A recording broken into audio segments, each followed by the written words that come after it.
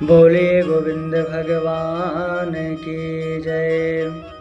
मेरे प्यारे भक्त प्रेमियों, परमात्मा की विशेष कृपा के द्वारा आपको यह देव दुर्लभ मानव जीवन मिला हुआ है और ऐसे देव दुर्लभ मानव जीवन को व्यर्थ में मत गवाइए, क्योंकि यह जो मानव रूपी शरीर है ना, वो क्षण भंगुर है।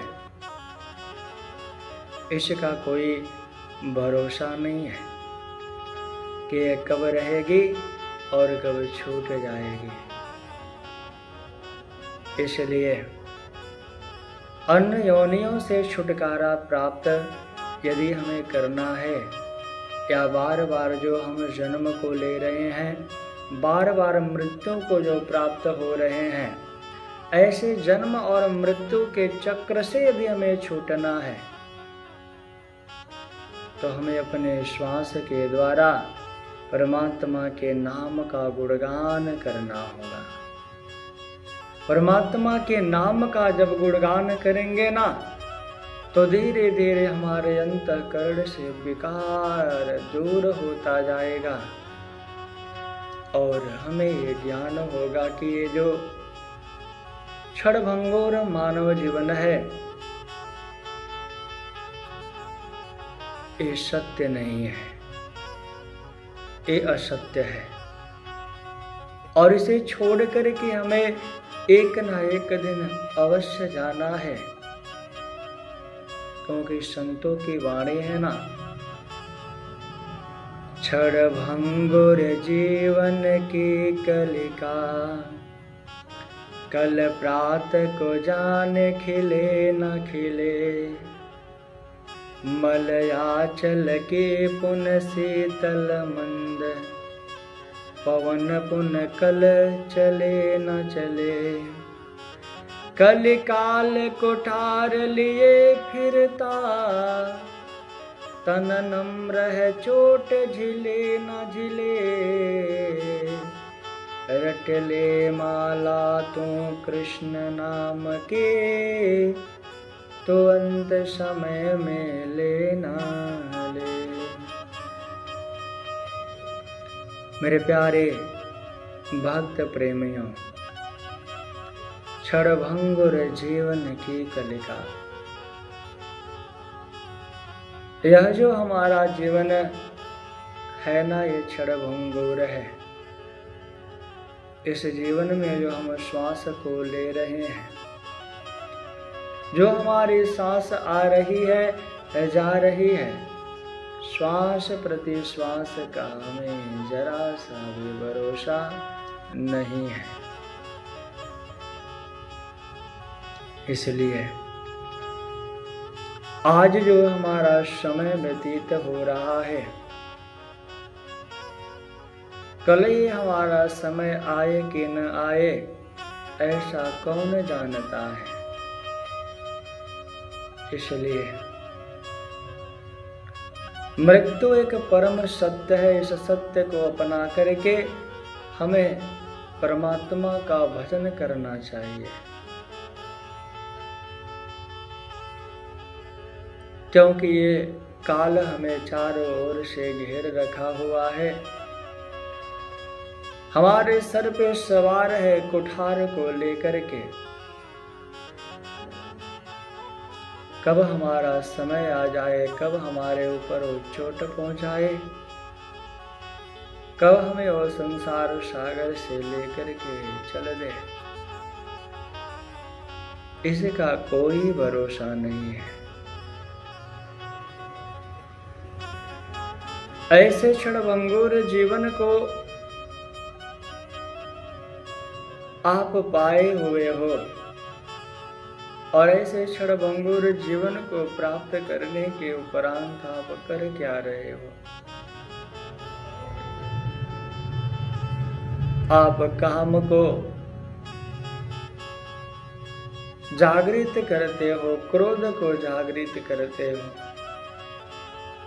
लोभ को जागृत करते हो, मोह को जागृत करते हो, जिससे होता क्या है कि इन सब को जागृत होने के उपरांत आपका पतन ही होता है। इसलिए तो संतों ने कहा कि ऐसे काम, क्रोध, लोभ, मोह, अहंकार के द्वारा हम परमात्मा को प्राप्त नहीं कर सकते हैं। ये तो हमें अपना ग्रास बना रहा है, हमें काम खा रहा है, हमें क्रोध खा रहा है, हमें लोभ खा रहा है, हमें मोह खा रहा है, हमें द्वेष खा रहा है। किसी न किसी रूप में वो हमें खाने का कार्य कर रहा है, अर्थात मारने का कार्य कर रहा है। यह समय आपका दोबारा नहीं आएगा। इस समय को पहचानो, इस समय को जानो और अपने मुख से आप निरंतर रट ले माला तो कृष्ण नाम के। निरंतर अपने मुख से श्री कृष्ण नाम का स्मरण करो, उनके नाम की रटना करो। न जाने कब ये काल कुठार लेकर के आ जाए, अंत समय में तुम धनी को, प्रभु को याद कर पाओ कि ना कर पाओ।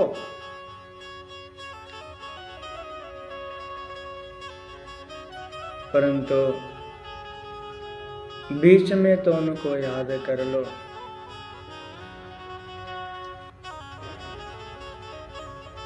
यहाँ कुछ नहीं आपका है, यहाँ जो कुछ भी दिखाई दे रहा है, प्रतिभासित हो रहा है, केवल दृष्टा मात्र है, देखने मात्र है। हम किसी भी वस्तु का कोई अनुभव नहीं कर पाते हैं और ऐसे दृष्टा में संसार में घूमते रहते हैं, फिरते रहते हैं कि कहाँ हमें सुख मिल जाए, कहाँ हमें आनंद मिल जाए, परंतु कहीं भी हमें वह आनंद नहीं मिलता है जिस आनंद को हम खोज रहे हैं। जैसे एक बार एक भंवरा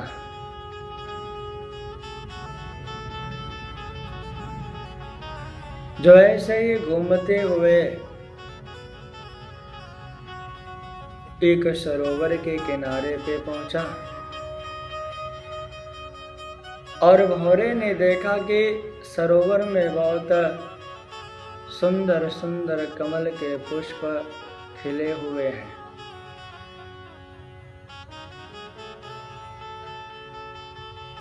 और उन कमल के पुष्पों को जब भंवरे ने देखा तो भंवरे के भीतर उसके रस का पान करने की चाहना जगी। और जब कमल के रस का पान करने की चाहना भंवरे के भीतर जगी तो भंवरा धीरे धीरे मदमस्त बना हुआ गुंजार करता हुआ घूम घूम कर उसी कमल के पुष्प के ऊपर आकर के बैठा और उसके रस का पान वो लेने लगा। धीरे धीरे समय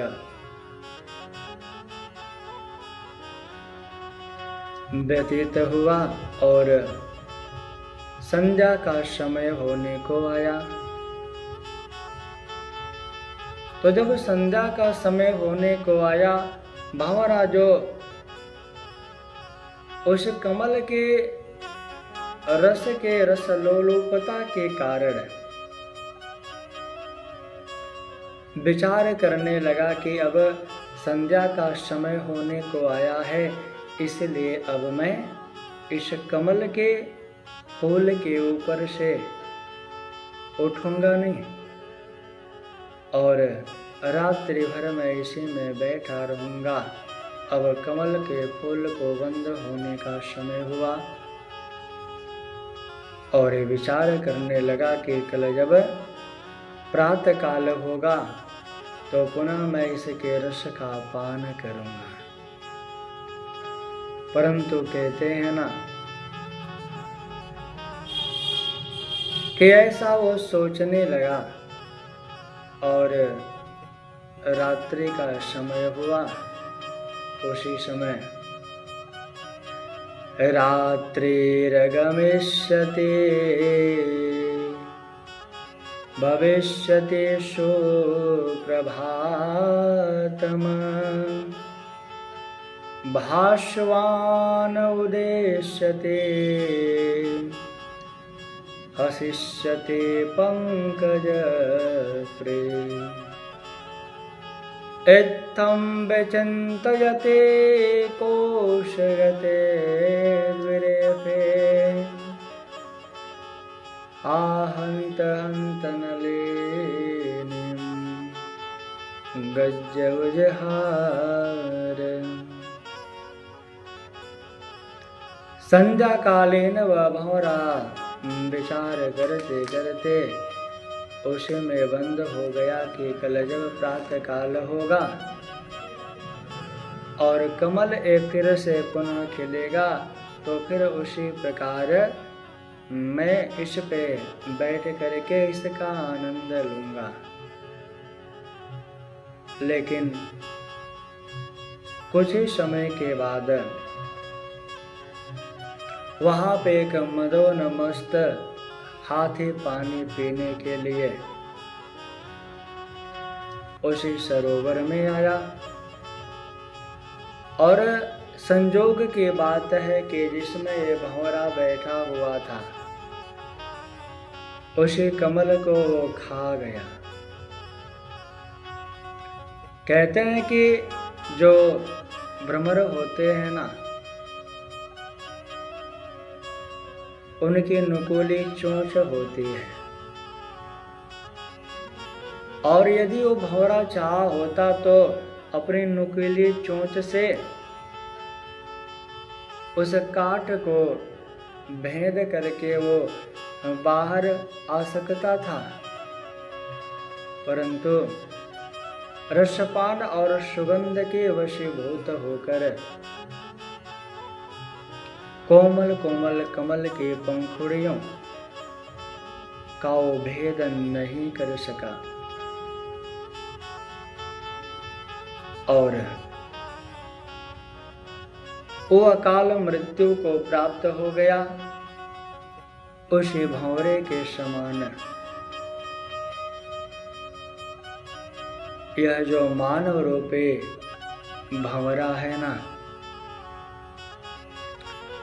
वो भी वही कार्य करता है। ये क्या करता है कि अपने परिवार रूपी बगिया में बेटे बेटी बहू पोते